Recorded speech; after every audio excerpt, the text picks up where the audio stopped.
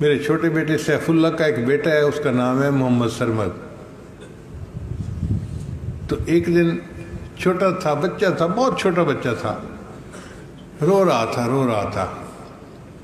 اچھا، بچوں کے رونے کے بارے میں کچھ میں بہت ہی سینسیٹیو سا ہوں، مجھے پسند نہیں ہے بچے کیوں روئیں، تو میں گھر والوں پہ سختی کرتا ہوں کہ بچے کو رونے نہیں دینا۔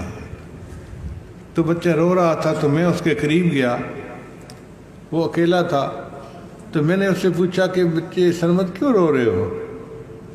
تو امو تو آہیا ایسے کہنے لگ گیا۔ میں نے پورا نہیں سمجھا، میں نے پھر اس کی ماں کو بلایا، بہو کو، میں نے کہا بیٹا یہ کیا کہتا ہے؟ اس نے کہا ابو جی اس کو نیند آ رہی ہے، اور چونکہ سلاتے ہوئے میں اس کو دعا پڑھاتی ہوں بسمک اموت و احیا، تو اس نے نیند کا نام ہی اموت و احیا رکھ دیا ہوا ہے۔ جب سونا چاہتا ہے تو اموت و احیا کہتا ہے کہ میں نے سونا ہے، تو میں اس کو اس طرح سلا دیتی ہوں۔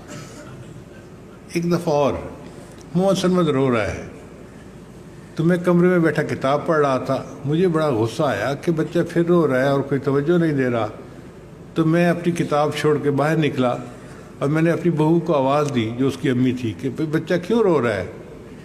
اس نے کہا میں دیکھتی ہوں کہ کیوں رو رہا ہے۔ وہ گئی اور بچہ چپ ہو گیا جاتے ہی، اور وہ باہر آ گئی۔ میں نے پوچھا بچہ رو کیوں رہا تھا؟ کہنے لگی اصل میں نے بچے کو عادت ڈالی ہوئی ہے کہ جب بھی اس کو میں جوتے پہناتی ہوں پہلے دایاں پاؤں بعد میں بایاں پاؤں پہناتی ہوں۔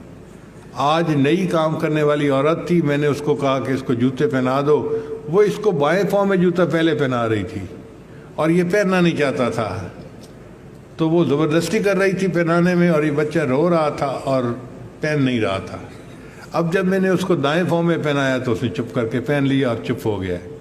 اس سے پتہ چلتا ہے کہ بچوں کو اگر بچپن سے سنت عمل سکھایا جائے تو بچوں کی گھٹی میں بات پڑ جاتی ہے، پھر ساری زندگی اس پر عمل کرنا ان کے لیے آسان ہوتا ہے۔ یہ سب اصولوں کا اصل اصول ہے کہ اپنے بچے کے ہر عمل کو سنت کے مطابق ڈھال لیں تاکہ وہ نبی علیہ الصلوۃ والسلام کی سنتوں کا نمونہ بن جائے اور اللہ کا محبوب بندہ بن جائے۔ قل ان کنتم تحبون اللہ فاتبعونی